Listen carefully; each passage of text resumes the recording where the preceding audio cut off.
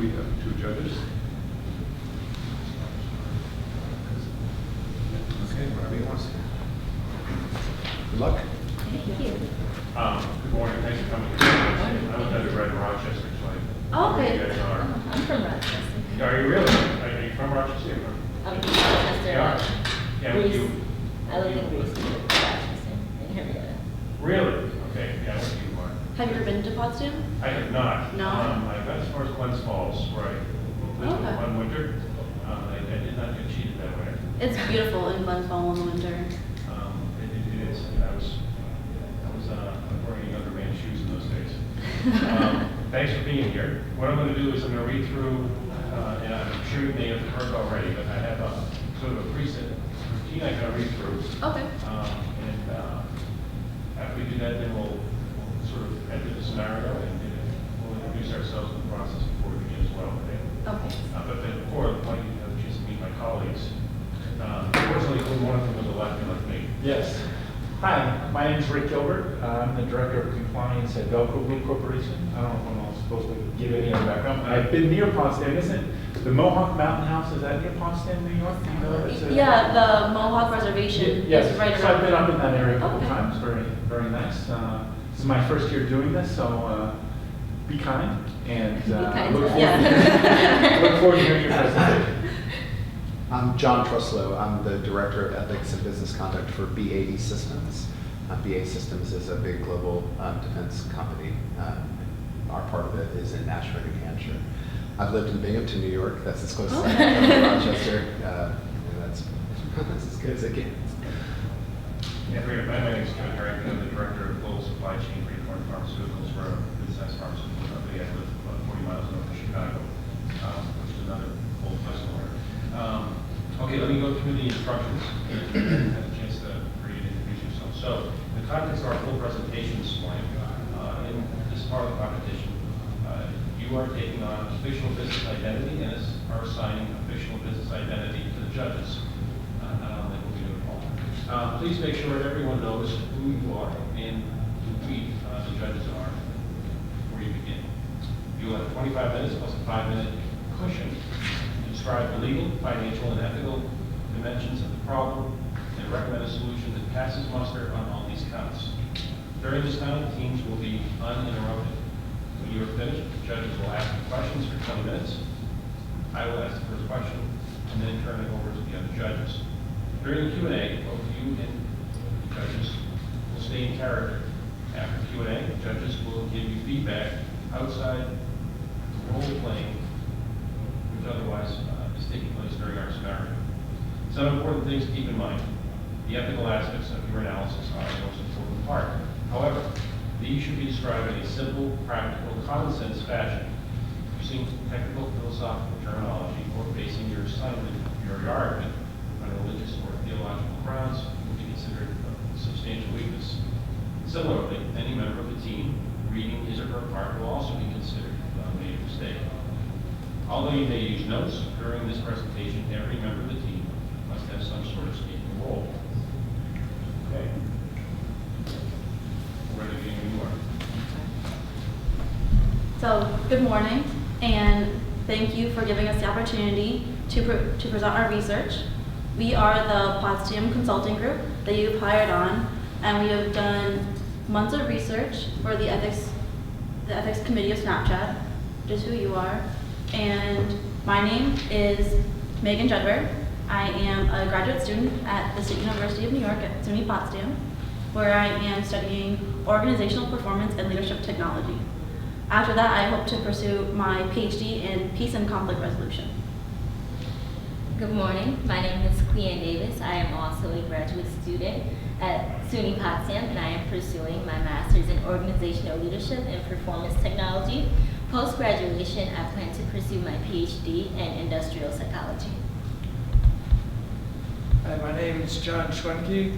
I also attend SUNY Potsdam, getting a MSD in educational technology, and prior to that, I did 4 years in the Navy and completed 2 deployments in the Gulf of Oman off the coast of Iraq, and 1 deployment in Somalia.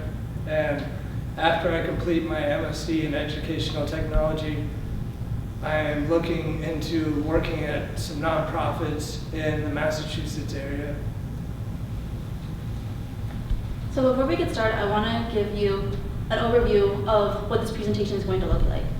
So I'm going to start by giving you a brief synopsis of the company background, and then we're going to go into the ethical issues, the legal issues, the financial issues, and then we're going to provide some recommendations and action steps that we believe will substantially help the Snapchat company.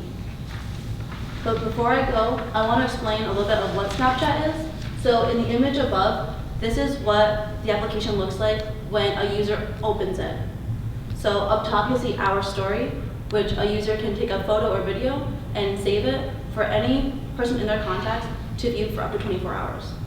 They can also send personal ones back and forth, but the image is there for 10 seconds. Then you'll see different sponsors who pay Snapchat to advertise their companies. And then below are other images that people can send back and forth and the recipients of those images. So Snapchat was founded in 2011, so it's a very young company. It was founded by Evan Spiegel and Bobby Murphy at Stanford University. And after 5 short years, the company has grown. There are over a million users. They make over $1 billion annually. And below is a picture of the company from how it's changed from Stanford to an actual company corporation. And now I'm going to turn it over to Cleanne, who is going to discuss ethical issues within the company.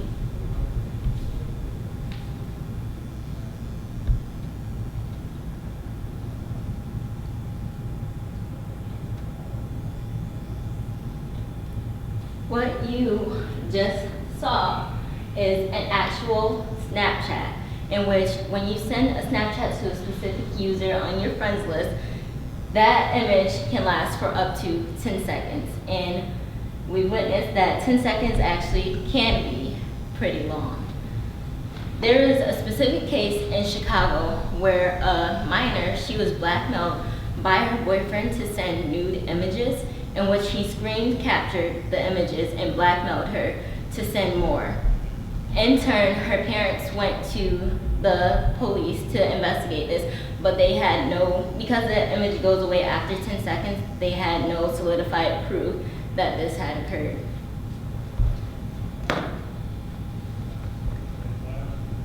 So our main ethical issue is that we're concerned about the children who are at risk on this social media outlet. And we have Poe here. Poe represents what used to be an innocent child, but he has been exposed to explicit content on this application, so now you see there's a little bit of wear and tear.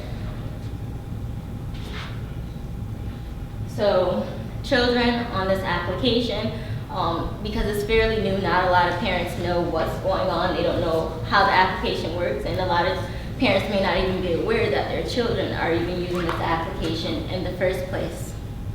So, and overall privacy concerns for users underage and of age is that your identification can be used. Like if I wanted to, I can put Megan's face on my face using a filter and say something and they wouldn't know that it was me. Or I can use special filters and put like a Darth Vader mask on my face and send someone like a very rude 10-second video, like calling them names or just maybe threatening them, and there would be no proof that I was the one who did that. So Snapchat's current ethical position is that the CEO is using plausible deniability. So if he doesn't know something has occurred with all these legal issues and ethical cases such as the Chicago girl, then he can say that it didn't happen. And there's actually him on record saying that he does not know anyone who uses this application to leak sexually explicit content, and that none of his friends have, or people that he knows who use the application has used it to share send nude photography. Something that they have done is they try to provide parental resources so that if a parent wanted to, they could read on how the application is used and learn more about that. And for underage users, when you're signing up for the application, you have to put your birth date and the year you were born. So if the year is after 2003, then it would send a user to the Snap Kids version of Snapchat, which would not allow them to send or receive messages from people who are not on their small contact list or their friends list. The issue with this is that anyone can put any age, like if a 12-year-old wanted to say they were 21, there's nothing stopping them from doing that. And because there's more features with the real Snapchat, you see more users lying about their age. Those are that is the ethical standpoint, and that is the ethical example in the case I shared. Now I will hand it over to Megan. Thank you, Clea. So just last year, the Federal Trade Commission investigated Snapchat and found them guilty of violating different standards within the FTC. Some of them being that they failed to notify users when a recipient of the photo would save the information and save the photo. If you have an iOS 7 iPhone, then the phone did not notify any user of the photos being saved or shared by the recipients.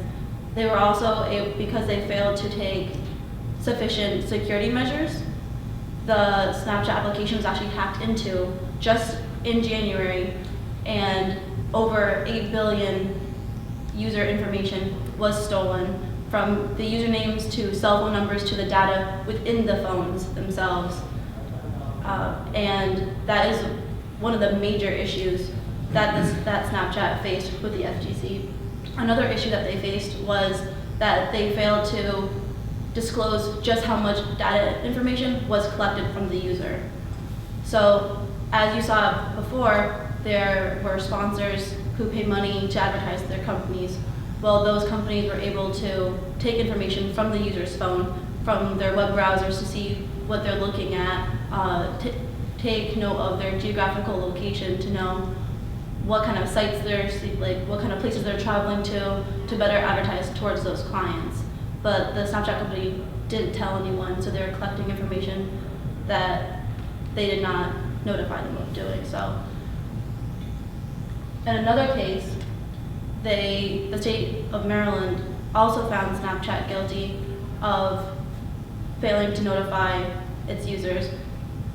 Snapchat claims that after 10 seconds, the photo is gone forever. Well, this is not true, because recipients are able to save these photos and these videos. They can save them to their phones, they can upload them to computers, and they can be shared back and forth after they've been saved. And so Snapchat had to pay Maryland $100,000 in penalty fines, as well as take measures to prevent any child under the age of 13 from using Snapchat, which is why they have now created Snap Kids. They also have to notify users of any changes that they've made to their privacy policy, so that they can be aware of the actual information that is being shared and sent and saved.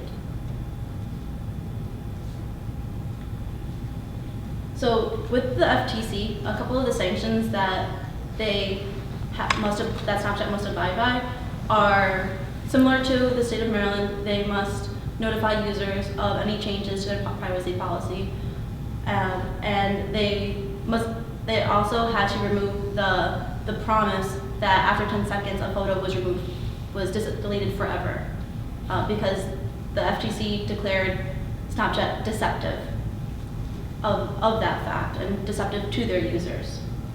They must also provide sufficient information, such as what information sponsors are collecting from the users. Let them know that they are taking information from their web browsers, from their phones, from their contacts, and making sure that the users really understand what they're opening themselves up to by participating in this application. Snapchat has also taken measures themselves to prevent themselves from legal liability. So within their privacy policy, they claim that they are not responsible anymore for any photos that are shared or leaked or saved from the user or the recipient. And while from a legal standpoint, this seems great, from an ethical standpoint, they're removing themselves they're trying to remove themselves from any responsibility on these ethical issues, such as exploiting children and their information. And now I'm going to pass it over to John, who will discuss the financial issues within the Snapchat company. Thank you, Meg. All right.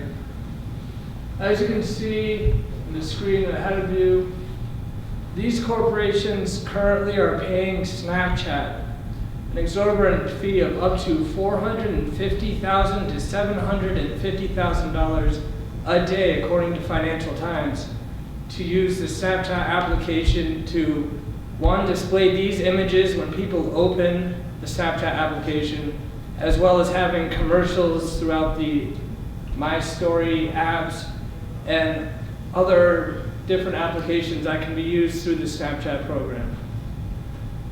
These companies are using the Snapchat application as a way of reaching over 100 million users that use the Snapchat program daily. That's a lot of customers that these companies may not be able to get into contact with if they weren't paying those fees to Snapchat to speak with them, speak with the customers through the Snapchat application.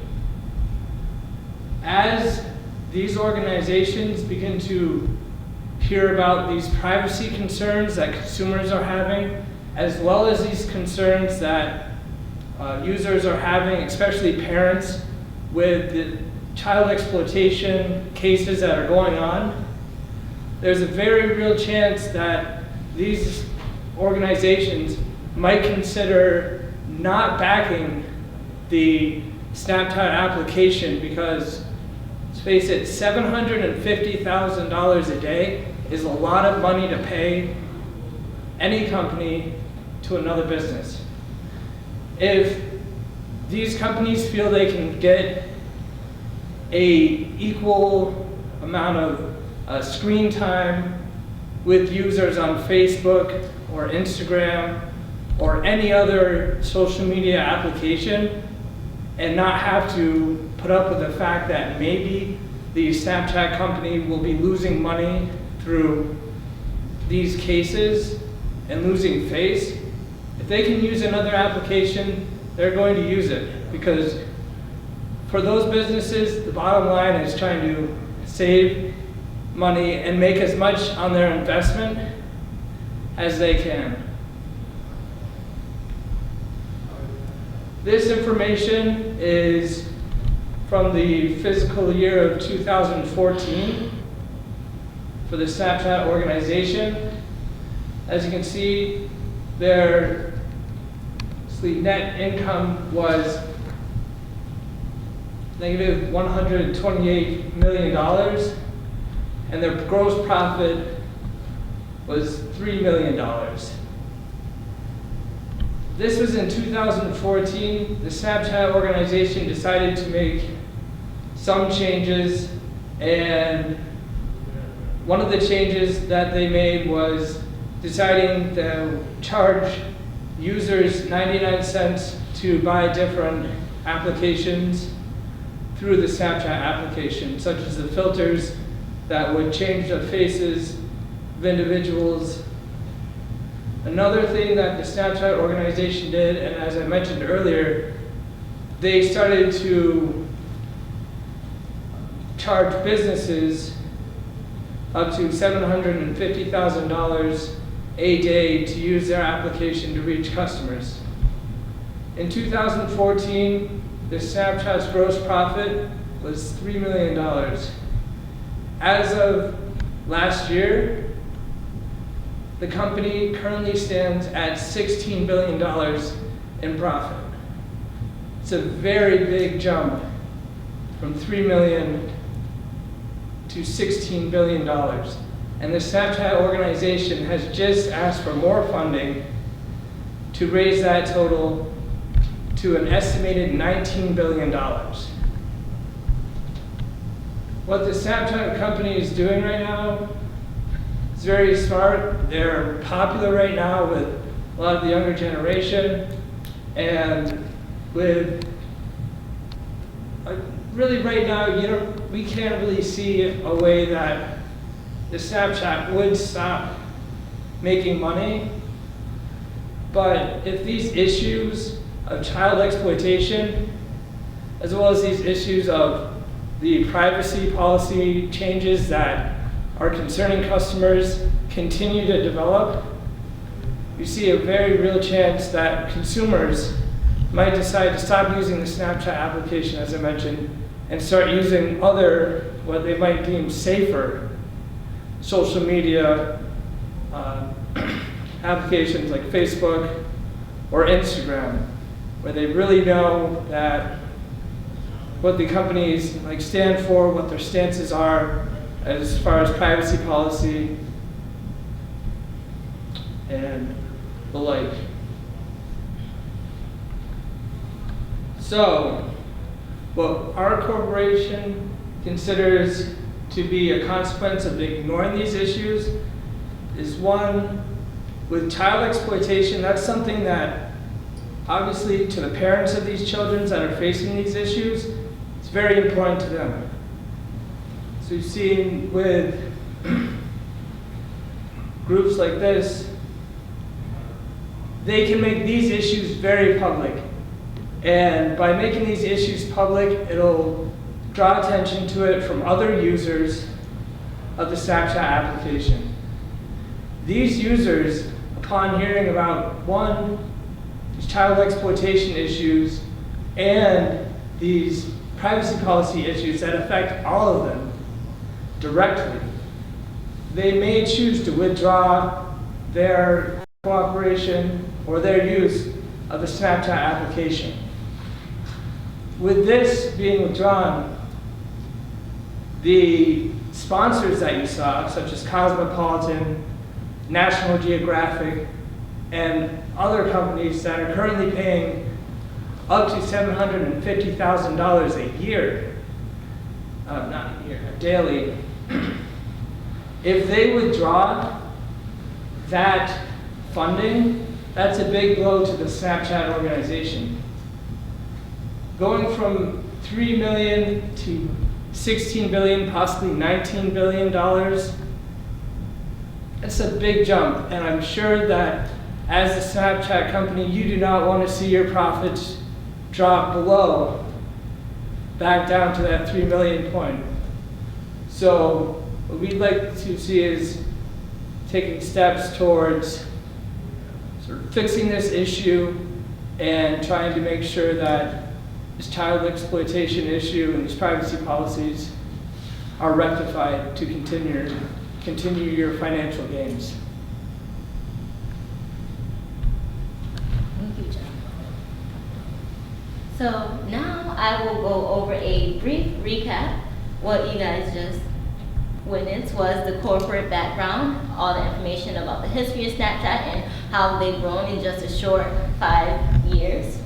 I spoke to you about the ethical issues and the issues with child exploitation and the sharing of illicit photography.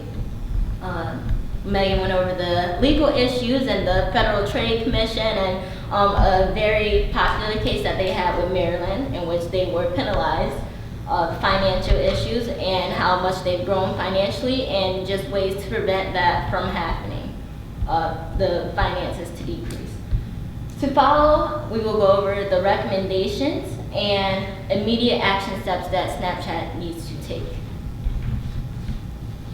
Our ethical recommendation is for Snapchat to post a memo warning about the continued abuse and some of the issues that have taken place, like being very public about it and taking their image to a new light as far as showing that this is an issue, this is something we want all of our users to know about, and we are taking action to stop this.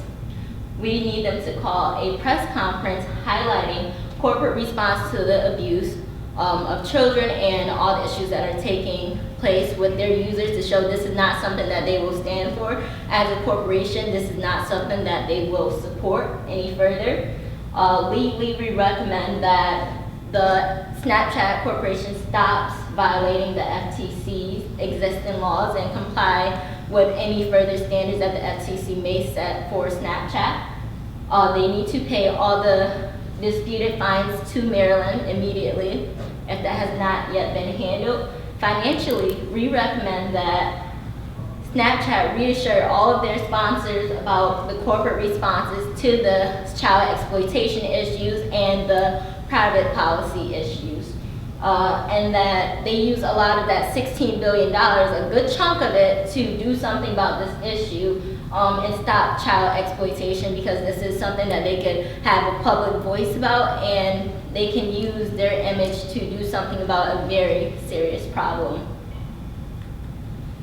So the immediate action steps that need to take place, and this is not something that we recommend Snapchat to sleep on if they want to see the continued growth of their company, and they need to call a meeting immediately tomorrow morning with the key people, any of the stakeholders of the Snapchat organization, to talk about their further action plans, because they are very high right now with the users, and the application is continuing its popularity amongst the younger generation, and people within the 30 to 40 age range are also learning how to use the application, and it's becoming more popular with that age group. The next thing they need to do is fly to Washington, D.C. and have a meeting with the board, the FTC, and important personnel within the FBI to talk about those recent cases in which there were police investigations and any of their past offenses with the FTC. And last but not least, they need to immediately expel the people that have documents on file that they violated anything to do with children, or that they were stealing identifications of other users. Those people need to be banned from the app, or their accounts need to be canceled, so that we as users, because all of us use the application, and learning all this information through our research, we feel very uncomfortable with the application now. I haven't been on in a few days. This is something that they need to do. I would feel a lot more comfortable if Snapchat was to remove the people that have been violating these policies and anything to do with children. So those are immediate action steps that need to occur if Snapchat wants to remain successful and a big, a high-hitting corporation in the social media. So this is Poe when he was bright and new and innocent. We are now open to any of your questions, comments, or concerns regarding our research in this presentation. Certainly. Thanks for your presentation this morning, and thanks as well for the time and for the research it reflects. I do have a question. As you well appreciate, our service is very successful. It's grown financially, and it's certainly, we believe, have had a beneficial impact, and allow folks to connect frequently and their convenience, and certainly within their privacy. How do privacy arrangements between Snapchat compare with either Facebook or LinkedIn, or sorry, not LinkedIn, the other social media company you mentioned? And specifically, are these companies doing something significantly different? Have they encountered any of these type of issues in their corporate history? And what might we learn from these other examples?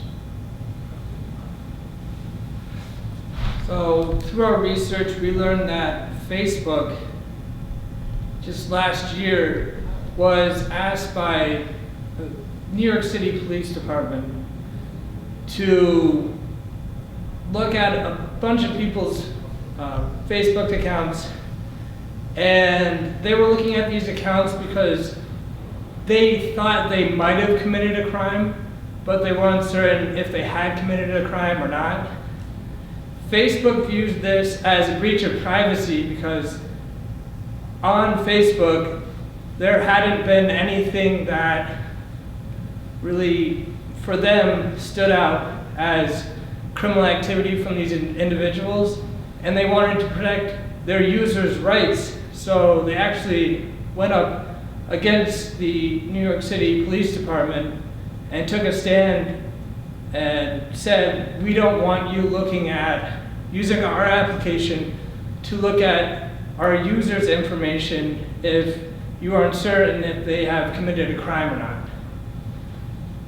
After a few months, the New York City Police Department basically forced Facebook to work with them, but Facebook did take steps to protect their customers' privacy.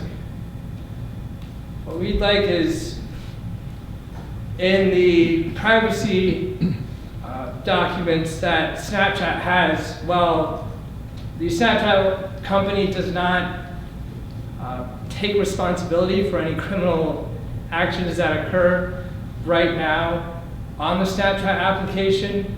They say that if any department or any government agency comes and asks for information on a user, they are willing to give that information and work with any department, just with any research or that they are doing into a possible crime. So that's the biggest, one of the biggest differences between Facebook, for example, and Snapchat that I see right now is just Snapchat's complete willingness to work with government agencies while other social media decide to at least figure out why these organizations want this information and do take steps initially to make sure that their users' privacy is protected. And in addition to that, to begin with, Snapchat promised that those images and those videos would be completely gone after that 10-second duration or the 24 hours in which they shared the story to the entire friends list. And those promises have not been kept. Whereas with Instagram, if you post a picture, you know that it's going to be there forever. It's not going to just vanish. And with Facebook, you know how to set your own private policies. If you want the world to see your Facebook profile, or if you just want your friends list to see your Facebook profile, you know that information is there.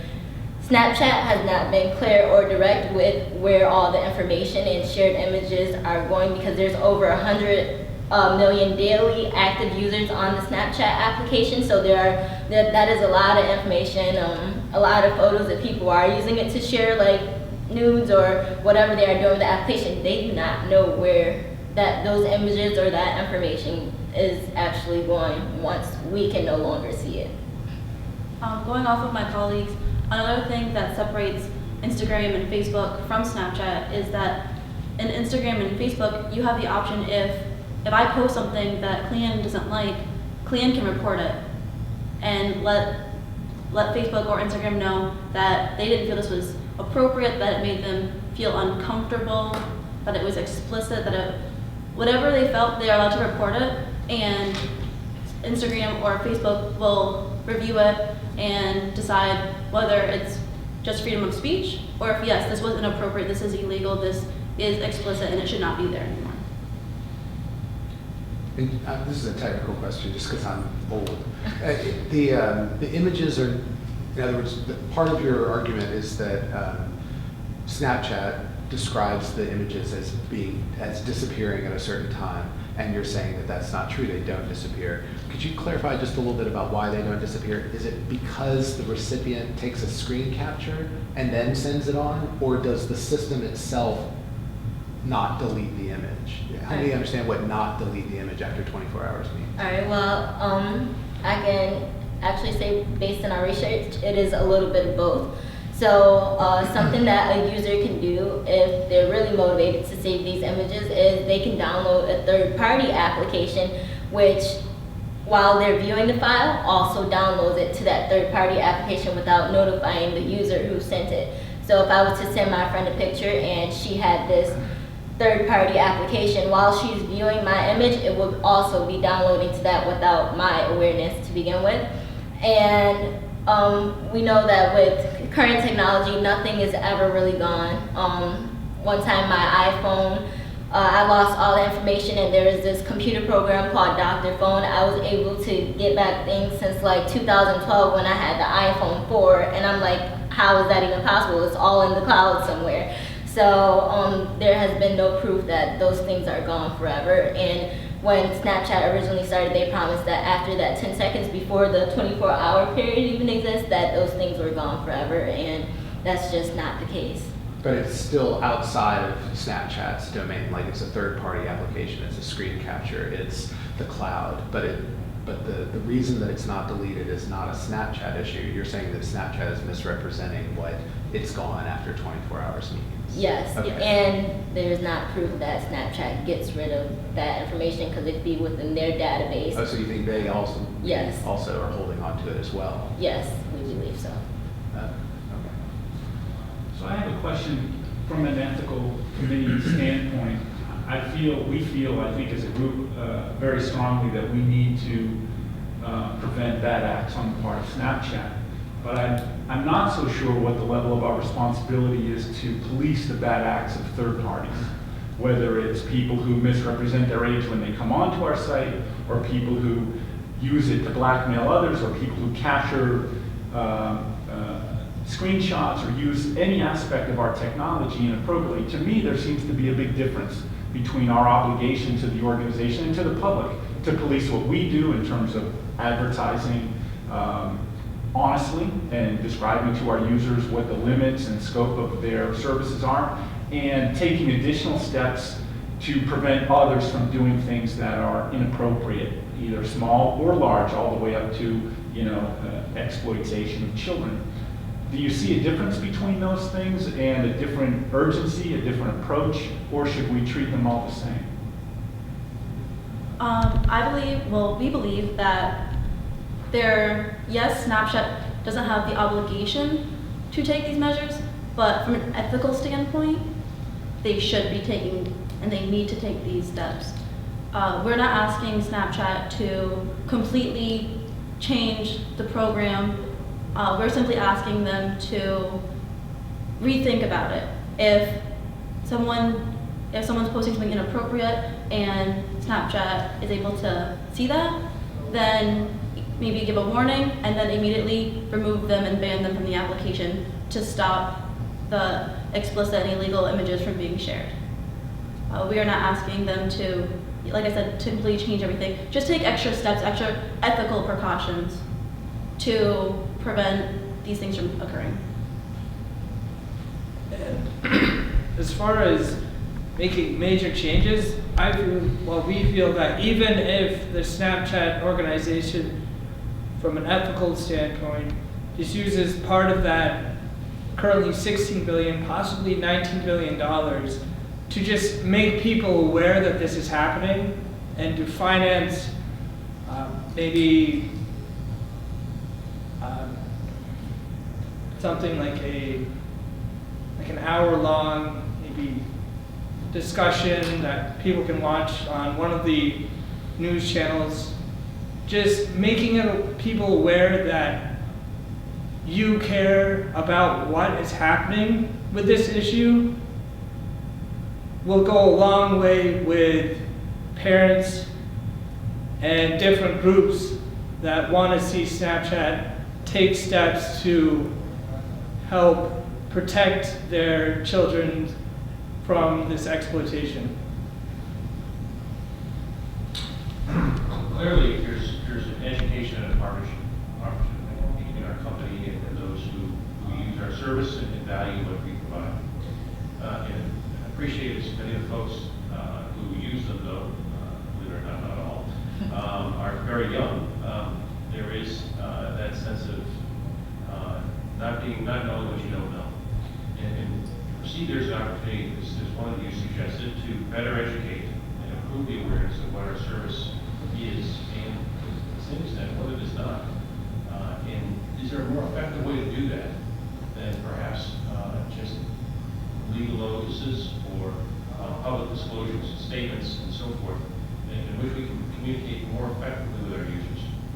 A way to do that is, we know that on holidays or big events, Snapchat will have it's like a column that specifically says Snapchat, and you can go on and see like any updates, or they'll share like cool pictures, just like maybe a joke of the day. they can, instead of using, well, they can still have those things, but instead of using it for those small things or kicks and giggles, use it to touch on some of the more serious issues facing Snapchat so that the users are aware, because they already have people viewing that daily to look, oh, this is funny, hey, come see this. Now you still will have the entertainment aspect, but adding in some seriousness to that to prevent future instances, and knowing that, letting the user know that there will be a consequence if they are part of the problem.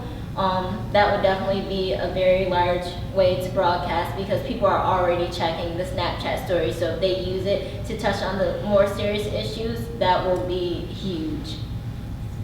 Another way is having Snapchat really get out there into the community, join a nonprofit, work closely with them, really take a stand out in the public and show the public that Snapchat is against child exploitation. They're against these illegal acts, and that you want to work not just within the company, but also reach out to the community and help them and better educate them as well. How do you define child exploitation? Like what is that for us? In other words, if you're saying that we should be taking steps to prevent child exploitation, and I presume that we're just talking about within the confines of what people do on our site, right? Like we're not just going to go out and it's not an issue except through the use of our engagement with nonprofits. What we can actually control is going to be within Snapchat. It still seems like you're going to need some set of criteria to define what is child exploitation and what isn't, and that you would know by looking at an image what is leverage over a child, even if it's not a picture of a naked child or a naked person. You would still have to somehow know that this image has some leverage or has some sort of negative effect on a child just by looking at the image. So I guess my question is, do you have some set of criteria that you would apply to the images that you would see or that would be recorded to you? Some way of saying, yes, this is the thing we're trying to stop and this isn't the thing we're trying to stop? Well, partially what we defined as child exploitation is there is a specific case where they found a user who's a child predator. He signed up on the application and was sending, connecting with child users and trying to get them to send him explicit photos. So we consider that child endangerment is when it's adult users trying to connect with children and get them to send those photos, get them to send photos, as well as an adult user sending those explicit images to children without their consent. Or there is a way where the predator, he had 3 different Snapchat profiles in which he was connecting with locals, because there's a way to find out, like you can add people that are in your area. So we defined it as that, and ways that we would also define that is basically anything that you would be inappropriate for children to see, such as if Snapchat's main story had people like doing drugs, and even like just yesterday there was filters for like 420 and you saw like different images of people smoking marijuana. That is something that we would not want children to see. So that is something that Snapchat should take precautions. So. I would also say that following state laws about what child exploitation is, child endangerment, every state sees things a little bit differently, and taking precaution for each state and following through with what they would like every citizen to uphold. You pointed out that there's been explosive growth within the company financially, and you've argued to us that a failure to aggressively attack this issue and respond to it is likely to have a significant financial impact on the company. But I don't see it in the materials that you've given me. Are there other, it hasn't affected us yet, I guess I would say. And the question is, can you point to other examples of companies through your research where their failure to be responsive on these issues, ethical issues, has hurt them with investors, subscribers, or advertisers? As far as other companies, really with Facebook's stand of protecting their privacy holders, things like that, it really seems that just putting their foot forward and being able to, one, point out how they've tried to protect the privacy while upholding images, such as with the Facebook, being able to report things that they don't want, well, users being able to report content they don't want to see. I wasn't really able to find that much information concerning these types of cases. And yes, as of right now, considering that Snapchat is a new company, fairly new, it's 5 years, and the fact that these cases really have, just over the past year or so, really come into the public light, and especially with the privacy policy concerns that were raised in November, when the privacy policies that basically said that the Snapchat company wasn't concerned with trying to stop criminal activities before they occurred. The fact that users found this out through CNN and other news stations and not directly from the Snapchat organization, it just makes this a whole different case, because the concern that users feel right now with the privacy policy has been heightened, just because while this information was in the privacy policy, the fact that it was brought out on these news channels and discussed in great detail creates a much, I'd say, more volatile environment, where one, public opinion has been kind of skewered one way, just with the amount of information that has been really just focused on the privacy policy. And with the child exploitation cases, you just see that in the future, well, right now, they are applying for more funding. It could be raised to $19 billion, as I said. If these issues continue to stay in the limelight, we see that there could be a significant drop. Right now, there isn't, because with these events, it's really pretty current that people are starting to learn about them. But we're just looking into the future and what could happen, and how your company could be seriously affected by these cases and these issues piling up. And if they continue to pile up, we do perceive that this could hurt you financially. Well, remember, we are in the time where things can be hot one day and not the next day. If Snapchat wants to stay relevant and something that everyone uses, do you remember MySpace? No one cares about MySpace anymore. We don't want that to happen to Snapchat. So to stay relevant and don't prevent the next new thing from taking the place of Snapchat, it would be very important to follow our recommendations and take those action steps to keep the users happy, keep them feeling safe. So that Snapchat is not just a memory of the past. It can continue to grow and be something that's around 10 or 15 years from now. So if nothing else convinces you, the stability of the company and further growth and financial progress should definitely convince you to make these changes. Gentlemen, any other questions? I think probably another 5 to 10 minutes. So, in light of that, right? In light of the fact that if we don't continue to serve our own mission, right? Why we exist. If we don't continue to do that, then we expect that someone else will take over our position. They'll take over our market share. Why does Snapchat exist? What is it exactly that we were created to do? Snapchat was created originally as a fun way for friends to share images back and forth. The purpose was never meant for child exploitation. It was simply meant as a fun way to tell your friend, hey, this is what I'm doing right now. I'm watching TV, or I'm traveling, giving your friends a more personal caption of what you're doing on your day-to-day life.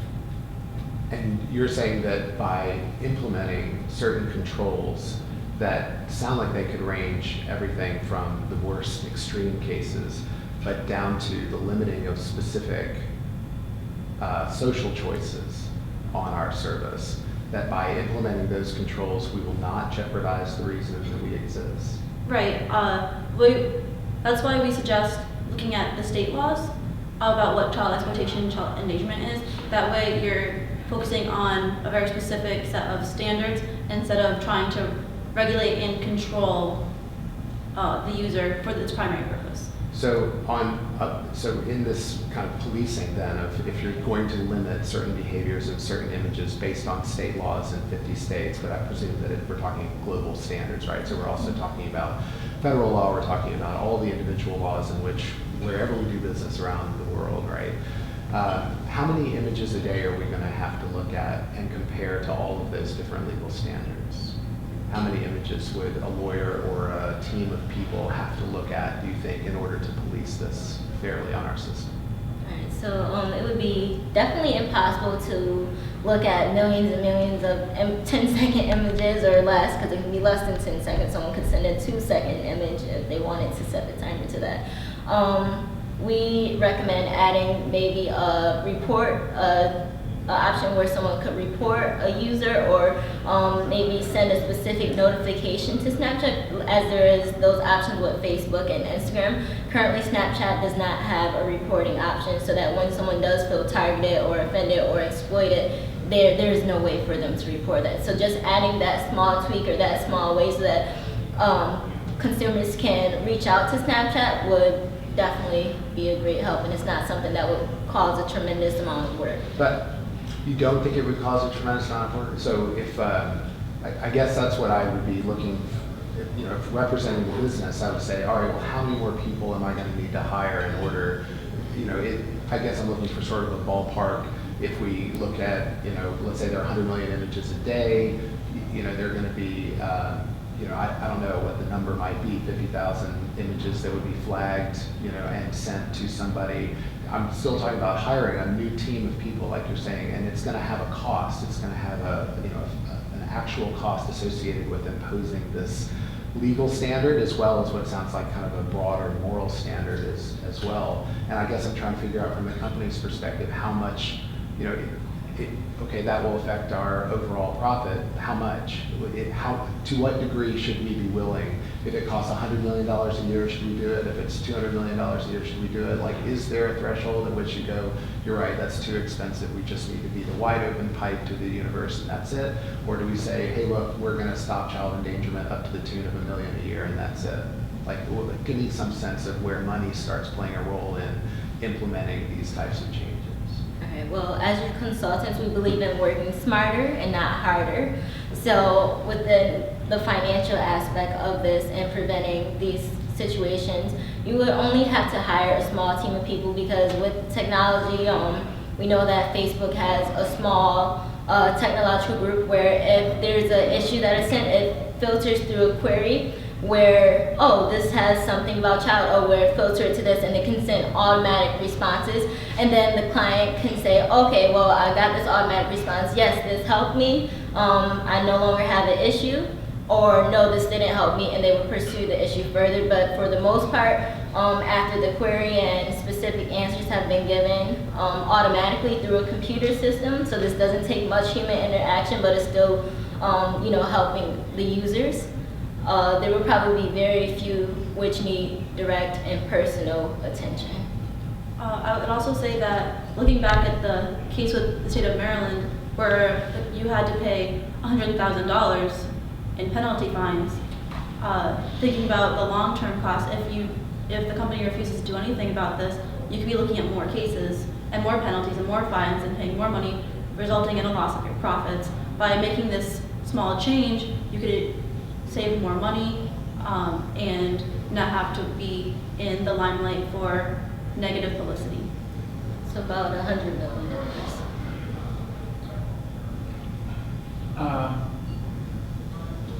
how do we interpret? It seems to me that the images that you're talking about could be interpreted different ways by different people. So, for example, someone smoking marijuana but using it as a form of political protest, or someone taking a picture of them bathing their young child. Depending on how the viewer looks at it, they could see it very different ways. How do we determine how people are going to interpret what it is they see? Someone might put up, for example, a swastika, but do it for the purpose of denigrating swastikas, not for promoting any beliefs associated with them. What's our role there to distinguish between people putting up images?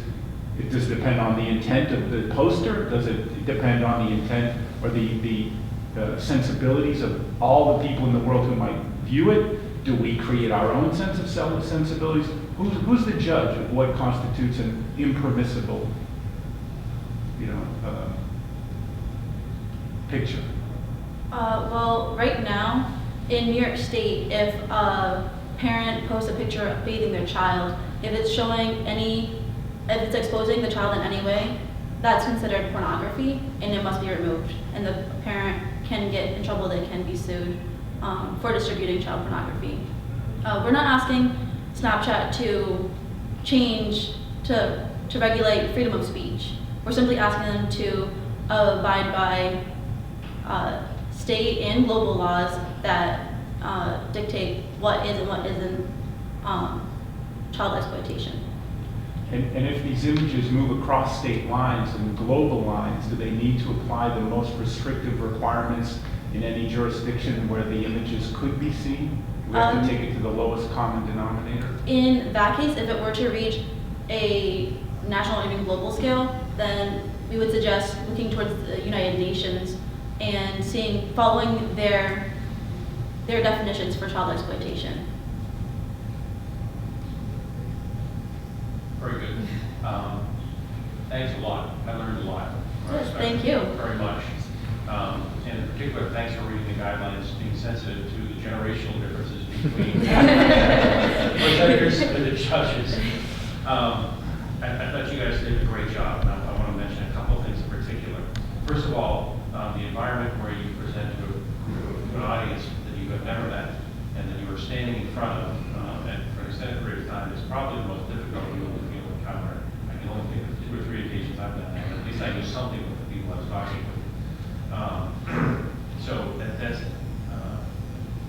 that's awkward, that's challenging, and it really tests sort of your self-confidence and your own level of comfort, even just sort of being in an awkward situation. Unfortunately, you will feel this situation often on your career. A couple of things I thought you did extremely well. Okay, whether you intended it, rehearsed it, or otherwise, you had a consistent pattern wherein one person would step forward to answer the question, and then your colleagues would in turn sequentially do so as well. It would seem as if you rehearsed that. I don't know if that's something that spontaneously occurred today, but you each felt responsible to engage the question, to back up or partner with or advance the ideas of your colleague, and that worked very well. So continue to do that. When you presented in front of the group, you were pretty nervous in the beginning, understandably so. We were nervous sitting here, but we didn't have to talk to you. So as you go forward today, tomorrow, anticipate how you're going to manage that a little differently, okay? I always have to have something in my hands that is my problem. And I'm sure these gentlemen have dealt with situations similarly as well, okay? One of the things that occurred to me, and by the way, my wife, I have two teenage sons. I have a freshman in college and one in high school. And the more I can expose these things, the more I'm the Lord's in the world I have no clue about. But one of the things that occurred to me is the difference between legal and financial obligations and requirements. For example, you used an income statement, which was effective, but always remember whatever you put in the thing that's an eye chart on the board, our eyes are not as good as yours. So just manage that in the future and call attention to the things you want to talk about. Otherwise, folks can get lost in income statements unless you're an accountant or an MBA and know how to read income statements. The other part too is how do you effectively communicate with your audience that's not try to best practices, one-page bullet points, okay? Another option is to have some sort of periodic communication in the context of, and reinforcing this is a community, and we are a community participants, so of course we're an audience and so on, okay? So if there's a way to coach in an effective way, and one that works, but it's still in turn is legally effective or legally clear, and there are plenty of lawyers who will help you figure that out. That's another option as well. Okay, so when managing risks, communicate with your audience in a way that works for them. That's I guess sort of a summation of my recommendation. Okay, John. Congratulations, excellent job. A lot of preparation went into it. I'll make three observations. The first is you have three distinct styles, and you should embrace them. You don't have to sound the same. You know, just to use the simplest characterizations, which are not entirely accurate. I mean, you have earnestness, you have charisma, you have thoughtfulness. Embrace those. Don't try to be the same as each other, because you each have distinctive strengths, and you should use them and not try to be, even as you are one team, each of you has a different style, and you should embrace that style. I think it makes you more effective to be confident with whatever style that you use. Second, I want to thank you for and congratulate you on slowing down in your presentation. I was anticipating a lot of fast speech and difficulty following ideas, because I know from having spoken myself, when you're in front of a group, you're thinking fast, you start talking fast, and it can be difficult to give a well-ordered and understandable presentation. I thought you all did an excellent job with that. In terms of the substance itself, I would say that, sort of drawing upon your comment, I think that the recommendations I expected here were, you need to create a new, strong, simple policy that you communicate well. Here's what the policy says or doesn't say today. Here's what we think it should say, and here's how you should communicate it. That, to me, was sort of the crux between what's not happening today and what you're saying should happen tomorrow, and whether the organization adopts some or all, or spends more or less, or communicates more or less. Understanding exactly what the guidelines are that you were proposing they adopt would be helpful. So those are my comments. We'll use that tomorrow. I actually don't have much to add to what they've done. I thought you guys did a great job. I also was looking for kind of implementation steps, as you could tell from my questions. I'm looking at it from the perspective of, these are all trade-offs, right? We all are in favor of child protection, right, and of ending child exploitation. But at what cost? What cost to the company? What cost to our mission? What cost to all of the other alternatives? And I guess I was hoping, and I would like to see maybe just some more thought being presented about, here's what it's going to be, and here's what it's going to cost you, and here's why that cost is worth it. Okay. You talked a lot about why it was worth it, but I wasn't exactly sure what I'd be giving up for that. And that's from the company's perspective. You're asking for a change that is going to add risk. You're changing our business model that has done well. So I'd like to know exactly what I'm going to have to give up in terms of steps, in terms of personnel, maybe in terms of money, in order to do these good things that are empirically good things for what you want to do.